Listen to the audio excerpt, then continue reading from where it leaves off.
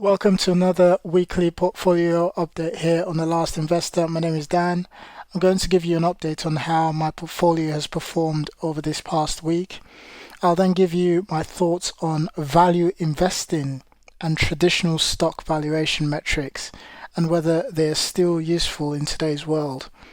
But first, a big thank you to all those who have subscribed to the channel. And if you're new and you like the content, then you can show your appreciation by subscribing, and that would be really appreciated.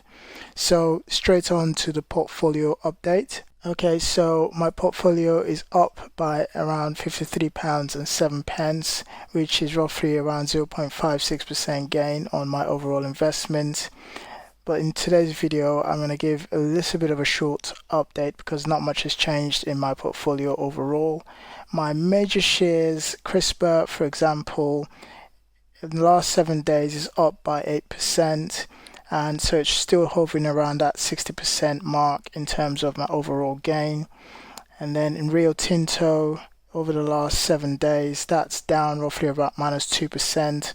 But overall, I'm still roughly just under 9% gain. And then with Aviva, over the last 7 days, that's just stayed roughly the same. There's not been much change. So it's down about 12% overall. And then Centamin, over the last 7 days, that's just gone up slightly, about 3% up. And it's now hovering around 61% overall gain, which is not bad. It's been one of my best performing stocks so far, Centamin and CRISPR Therapeutics, of course. 3i, again, over the last 7 days, it's just hovered around that -1.6%, and it's still down about 22% overall. Trig, it's currently back in a positive. It's up 2%, and it's just literally just crept over the positive mark. I've still got about 600 odd in terms of my overall holding in Trig. And then finally, Carnival Corp, still down massively, although they've had a little bit of a good news this week. I think the fact that the economy is beginning to open up has had sort of a positive impact on them, and that's why the share price in the last 7 days appears to have gone up by around 9%. But it's still down a whopping 51%. That's £613 in the red for me there with Carnival Corp. We'll carry on keeping an eye on that. So generally speaking, those are the updates in relation to my major stocks. So this week I've actually purchased 3 new stocks. I seem to be on a massive roll at the moment. It's now taken my total stock holding to 24, which is just crazy. I've gone from being very conservative in the number of stocks that I hold to going into absolute mania in purchasing everything that moves. In terms of the stocks that I've now purchased, I've bought Alphabet, and of course everyone knows Alphabet. It's pretty much the parent company of Google, and it does everything from advertising to robotics to AI. I literally don't need to say any more than that. I've just purchased £10 worth of shares in that. It's gone up slightly since I purchased it, but I bought it on Friday, just gone. And the plan really is for me to just average in and buy £10 worth of shares every week and just average into it that way. So that's the plan. And then I've also purchased a company called Atlassian. Again, Atlassian, I've purchased £10 worth of stock. It's gone up again very, very slightly, very marginal increase in price there. So Atlassian, the best way to describe it, it's a bit like Slack, and they develop software that allows teams in companies to collaborate using their sophisticated workflows. I mean, obviously this company must be really good, and their software must be really good because companies like Square, Adobe, Costco, Visa, Pfizer, Coca-Cola, they all use Atlassian's software. So they're obviously doing something right. So it's definitely another big player in the tech space. Teradyne is another company which is in the AI and robotics space. It's involved in automated testing of electronic devices. It is also involved in 5G and semiconductors. The company is actually more ubiquitous than I initially thought because, according to the website, every device we have used has probably been touched and enhanced by Teradyne during its assembly or test. And if that is true, then that is one hell of a competitive advantage to have as a company. So that leads me on to my other topic really is how do we value all these companies? Because my portfolio has changed so much since last year, and now my portfolio has got a lot of tech companies in there, a lot of new companies, and quite frankly, a lot of them are probably quite overvalued, especially if you use the old traditional valuation methods. So this really brings me to the subject of today. Are the traditional valuation metrics useful in today's world, or are they useless? And should we just forget about value and investing and only just focus on growth stocks, or is there still room for value? Well, the simple answer to that is that there is still room for value, and the valuation metrics, in my view, are still relevant. However, I think the answer is a little bit more nuanced than that. I think firstly, there are a number of things that come into play here. So the world around us has changed since the times of Warren Buffett, that's for sure. And we're going to go through a major economic transition, and that transition is going to be driven by technology. And it's affecting everything from the way we consume products to the way we consume food. And all of this is being driven by data.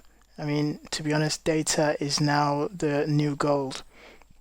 And AI is also contributing to this disruption. And those companies who are basically involved in AI, they're the ones in the driving seat. And they're the ones basically leading this technological revolution that we're going through now. So traditional companies, well, the reality is that they've taken a major hit, especially the bricks and mortar companies. And those are those companies where value investing and dividend investing opportunities are usually found. But of course, the reality for these companies, especially if you take a look at a company like Walmart, it's literally had to undergo rapid transformation just to keep up with the likes of Amazon. And so it really cannot be overstated, the importance of technology and the impact it's having overall in just the whole economy as a whole. And companies who are looking at technology and are right at the forefront are the ones that gain all of the benefit now, and the ones who aren't, they really are the ones that are probably struggling the most. But this is even more important now because companies at the very forefront, they're really growing very, very quickly.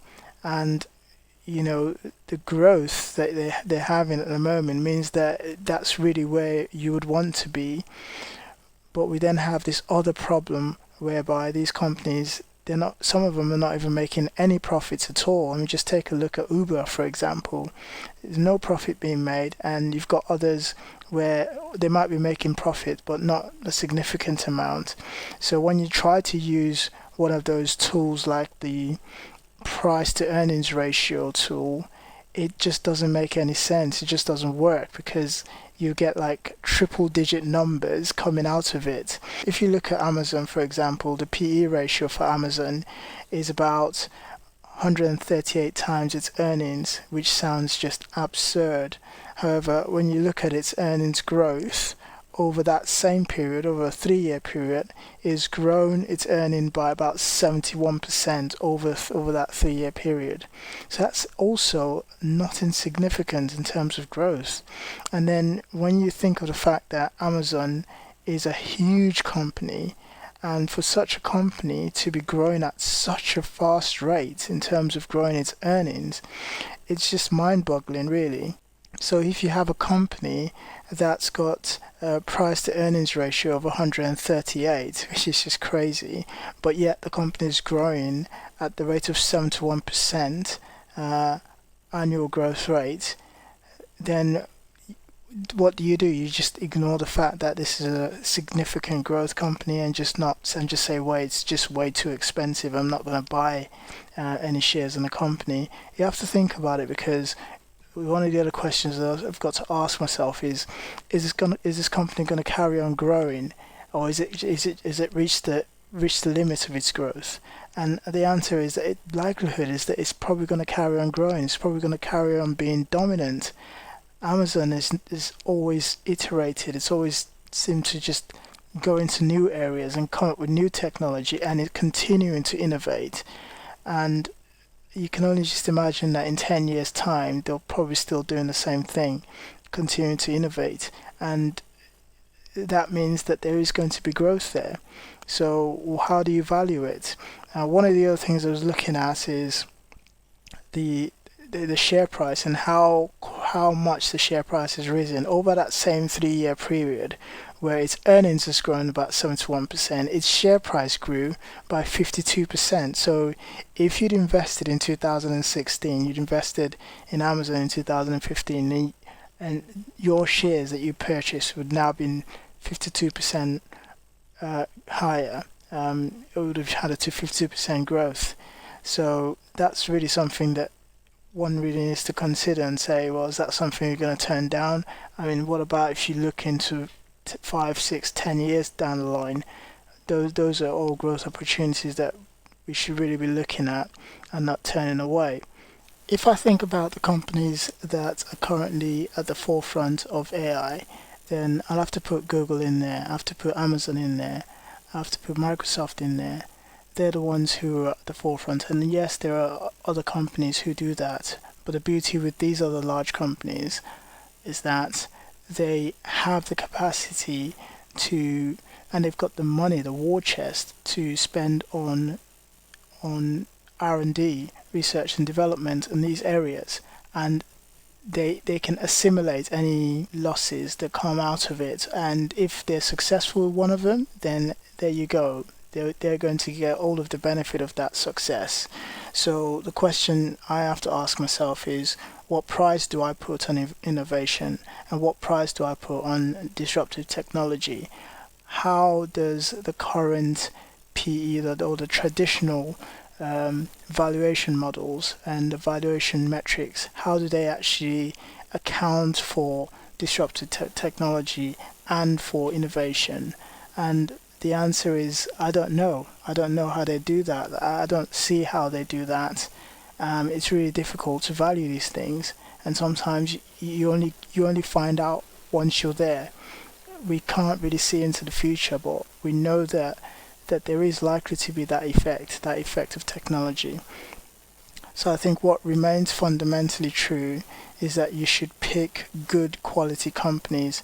And I think Charlie Munger puts it really well when he says that it's better to pay a fair price for a great company than to buy a mediocre company at a cheap price. And I know I'm probably stretching that analogy a little bit too far by saying fair, because they're actually expensive in all fairness. But again, it goes back to the whole question as what value do you put on it, and that comes back to the question of what is a fair value. So that's where I look at it, and on that basis I say, look, I know these companies are probably going to be at the forefront of innovation. I want to be involved in that, and I want to stay invested in that. It's a question of how much you feel you're willing to sacrifice, or how much you feel that value is, how valuable that is for you.